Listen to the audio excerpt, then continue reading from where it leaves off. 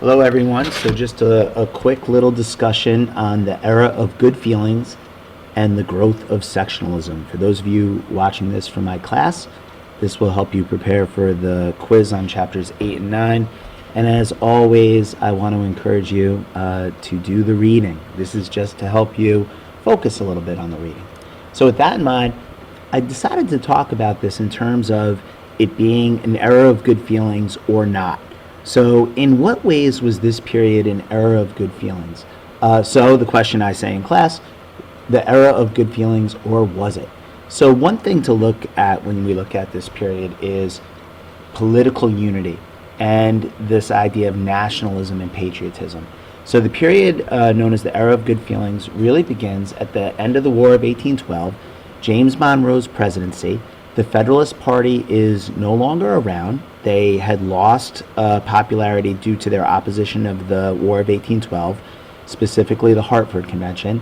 And we have a one-party system, a very brief period in American history where there's tremendous political unity.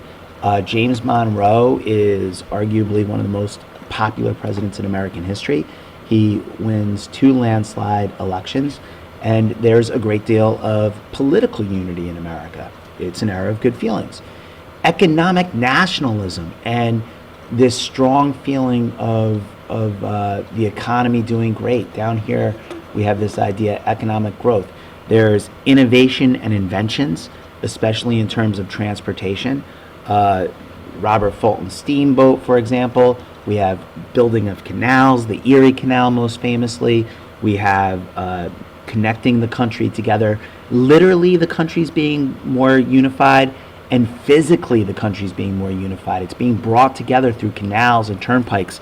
And although this becomes more important later, even the advent of railroads. So we have tremendous amount of economic nationalism and patriotism, and we see that through the Tariff of 1816, sometimes referred to as America's first protective tariff. The Marshall Court. We have a strong federal government, the ghost of the Federalist Party. Even though the Federalist Party is gone, John Marshall is still around. And John Marshall issues decision after decision that strengthens the Federalist Party's idea, strengthens the federal government, which was a major tenet of the Federalist Party. I would encourage you to look up the Marshall Court and review some of the more important Supreme Court cases. Briefly, Marbury versus Madison, needless to say, is very important. Gibbons versus Ogden said that the federal government can regulate interstate trade. This is going to greatly expand the power of the federal government. If the federal government can now regulate interstate trade, as America engages in more interstate trade, obviously that's going to be the focus of American business and manufacturing, and the federal government's going to be able to regulate it. It greatly empowers the federal government. And McCulloch versus Maryland issued the idea of federal supremacy. When there is a dispute, when push comes to shove, the federal government is supreme over the states. So these are just a few of Marshall's decisions that I wanted to highlight.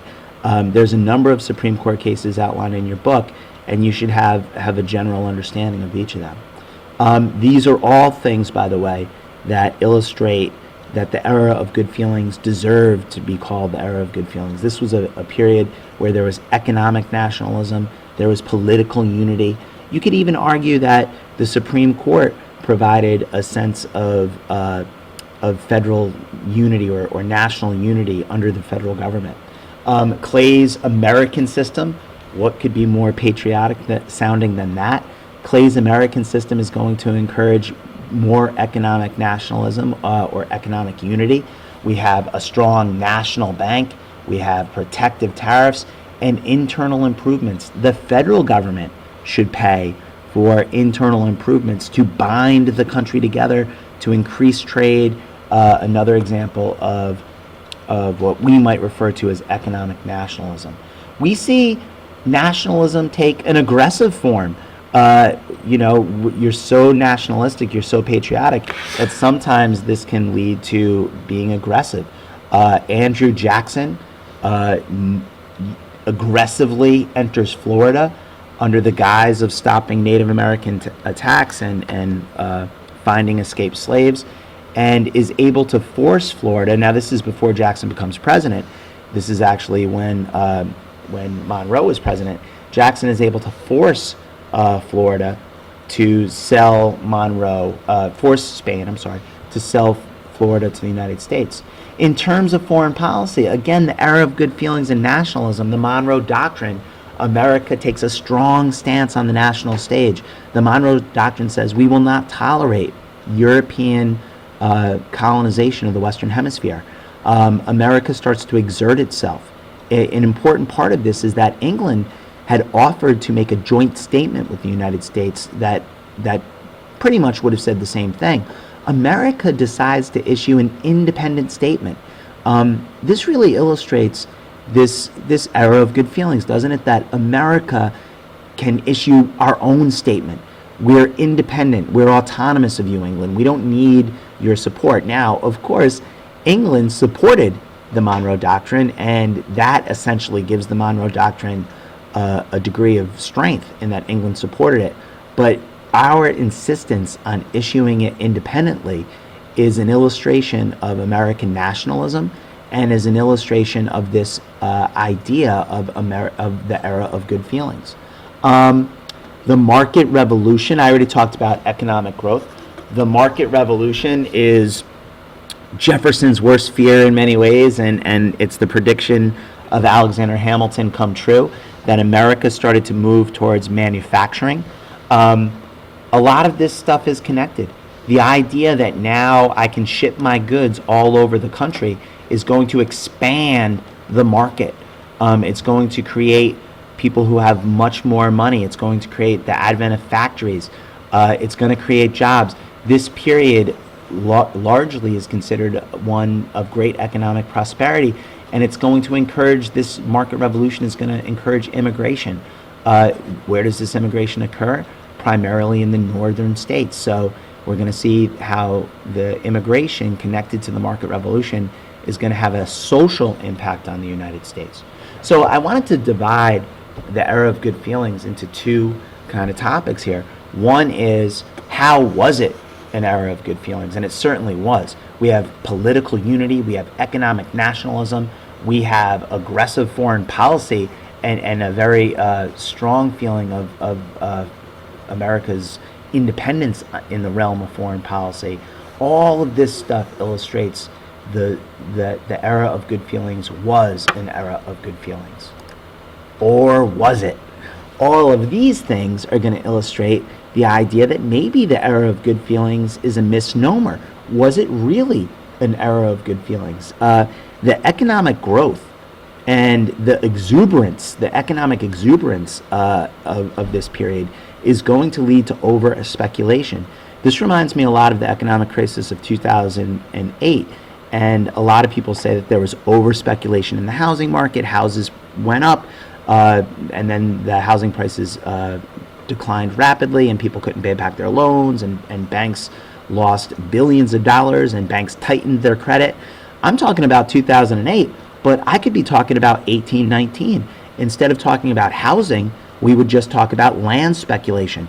So this country's growing, and the market revolution is happening, and canals and roads are being built. Isn't all this great? And people are scurrying to buy land, and this land becomes overinflated. Banks call in their loans. People can't pay back their loans. Banks fail. Banks tighten their credit. They refuse to loan people money. It's so similar to the economic crisis that we're going through today that it's eerie. The Missouri Compromise, again, the expansion of land. What are we going to do with these new states? Missouri being one of them. Missouri wants to come into the Union as a slave state. Northerners are very much opposed to this because they fear the balance in the Senate, that it will be dominated by slave-holding states. The compromise, negotiated by Henry Clay, who will later earn the nickname the Great Compromiser, is that Missouri can be a slave state, but Maine can come into the Union as a free state. They eventually draw a line known as the 3630 line, or sometimes known as the Missouri Compromise line, that says north of this line will be free and south of this line will be slave. All of this illustrates the underlining sectionalism that was a part of the era of good feelings. So was the era of good feelings really an era of good feelings? when all of this sectionalism, and as we know, this will later become a major issue that causes the Civil War. Well, we have all these immigrants coming. We have this increased nativism. Nativism is a term that refers to native-born Americans harboring discriminatory practices or hatred towards new immigrants. There was a political party known as the Know Nothing Party, and a major tenet of that party was being against or opposed to increased immigration. So this is the dark side of the market revolution. As the market revolution and increased manufacturing tempts immigrants to come to this country, these immigrants are facing a tremendous amount of discrimination. As I said before, sectionalism. Sectionalism, when we talk about slavery, that would be like a social aspect of sectionalism. The economic aspect of sectionalism would be the tariff issue. Southerners believed that a tariff benefited the North at their expense. And so we have a tremendous amount of sectionalism during this time period. And the new emerging cultural makeup of the North with the immigrants is going to create increased sectionalism. The other interesting thing about the era of good feelings, or was it argument, is the social aspect or the social impact that it had on groups like women. Women, before the market revolution, there was a lot of domestic manufacturing. So a lot of people are making stuff in their homes, and women oftentimes would work as equal partners in the home with the husband. Some people argue, some historians argue, that the factory system really caused women to take a step back in the eyes of society, that women were essentially divided into two groups after the advent of the factory system. One was this term known as cult of domesticity. In other words, women aren't working. They're staying at home. The cult of domesticity. They stay home, they have children, they provide for their children, they teach their children Republican values. The cult of domesticity is supposed to be a positive idea in terms of women, but of course it's seen as holding women back in many ways. Women aren't supposed to work, aren't expected to work. Their place is in the home, raising the kids, having dinner ready.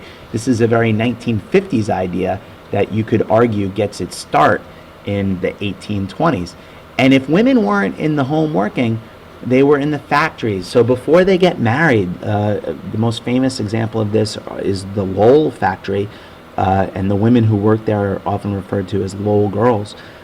So if women aren't in the homes married, if they're young and they're working in the factories, they're working in menial jobs. They're getting paid very little. Their lives are also very much regulated because they are seen as people who need to be looked after. Women, can't just come and go as they please. So it's interesting the impact that the era of good feelings had on women. It's interesting the impact that it had on immigrants. Certainly the increase in sectionalism. And we're going to talk in class quite a bit about this idea of whether or not the era of good feelings deserved its title. So that's a nice little review of these two chapters. Certainly it's not designed to replace reading. I encourage you strongly to do the reading and prepare for the quiz on Friday. You guys have a great day.